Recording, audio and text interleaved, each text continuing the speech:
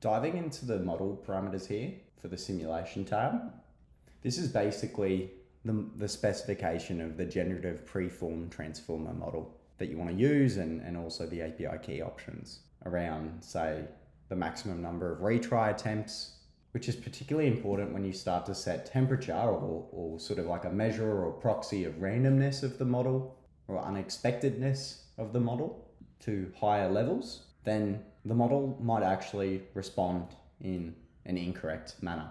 So we need to retry the call to the model. If we limit this to 5, then it's just 5 retry attempts. And after that, we just record a uncompleted result. But generally speaking, 5 attempts should be enough and won't blow out your cost too much of the simulation, unless you're using something like GPT-4 with a very low rate limit, which is set by your account linked to your API key. Walking through the options from the top, batch survey basically just decides whether or not the model sees all questions at once, it batches them all together, or whether or not we see the questions sequentially one by one and we forget all questions previously. We typically recommend to keep this one on because the costs are quite a bit more attractive under this batch survey option rather than sequentially, which can increase costs. If we have a quick look, 94 cents to $1.75 versus $3 to about $6 under the no batch survey option. With the reset all parameters option, this is for multiple simulations.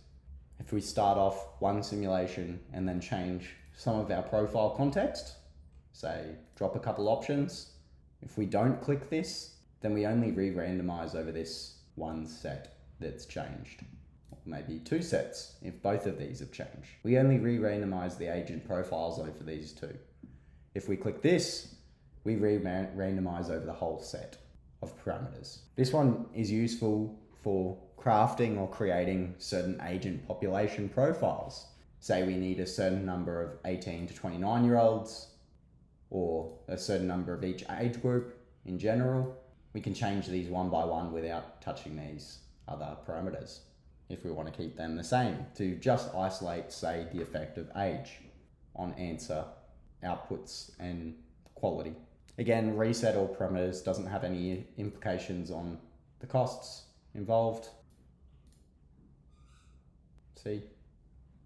As it's just about how do we set up the profile of, or the population profile of our agents. With the test run, we just keep this on automatically as a default option, just to limit the number of questions for the first couple of test runs. You can easily just click this off if you want to look at the whole question set. Again, I only have 5 questions, so it doesn't make a difference here, but let's just keep it on for now. This is particularly useful if you've got a large survey and you just want to try it out on a couple of agents first, just to see if you get the results that you're expecting based on your input for the question and answer instructions that you've crafted for your specific survey. The OpenAI API key is the same one from the start. It just brings over from the login page. Model here, we can choose between different models. Again, GPT 3.5 Turbo is sort of the default as the cheapest model. Then we can step up to the 16K context, which gives GPT 3.5 a larger context. This might actually help out with some of those more complex decision-making scenario and vignettes that we talked about before. GPT-4 is OpenAI's leading sort of model at the moment in terms of interpretability and performance. Maybe you want to play around with GPT-4, but just noting that this is the most expensive of these 3. I'll just keep it on 3.5 Turbo for now to keep costs nice and low. Temperature is the next option. It's essentially a measure of the randomness or unexpectedness of these models. It's like almost like a tuning sort of measure. If we keep it high, then we might receive some really unexpected responses. The model might go a little bit crazy, might not respond in the ways that we expect it to, particularly if you're having some really complex answer instructions. Say if we come back to these service marketing questions, when you get to high temperatures, the models will really struggle with these. You might be okay for, say, the sample survey, the simple surveys. you might be able to get away with it at high temperatures. But I would say for these complex decision-making tasks where the models need to keep track of things, once we get to high temperatures, they'll start to sort of fail. They'll forget where to look, they'll forget which parts are most important, and in general just act a little bit silly. Now in this example here, for the classical econ games, if I jump across to temperature, I think I left it to about 0.5 in this one, which we typically recommend, 0 to 0.5. Once you get up to the higher temperatures, I mean, 0.5 is okay, but once you get beyond 1, things can get quite unexpected, which is interesting in and of itself. Again, the max retry attempts relates to the rate limits that are linked to your API keys and also probably your temperature allowance. If you have high temperatures, things might get a little bit unexpected and silly, or unexpected and quite wild, I suppose. You might need to increase your max retry attempts, which is if the model returns an incorrect response, then you just try it again X amount of times. Number of agents, nice and easy. Increase that, decrease it. We typically recommend about 50 agents for the first try when we're running some tests, just to make sure you're getting back what you want. The roles starts to get into this principal agent problem. So do we have a model acting as the principal for our agents? That's the assistant. Is the model simulating us directly and pretending to be us, the person role, or is it just a language model? Sometimes we can ask it to justify its response or its answer or not. Again, we can customize this justification prompt.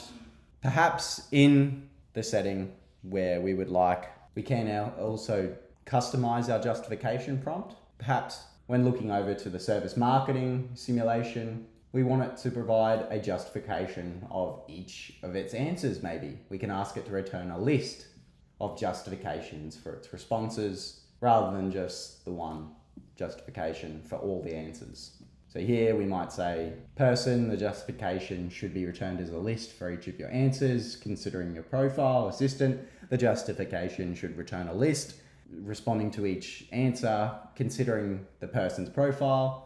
And you need to do it for each one of these roles that you specify above. Again, we can ask the model to also critique the questions itself or the instructions of your experiment, if you're playing an experiment. If you want it to return a list, you do the same as before. Person.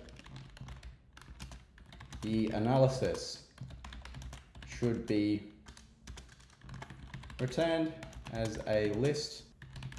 Maybe it makes a bit less sense to return a list here, unless you have a list of questions. So for this one here, person,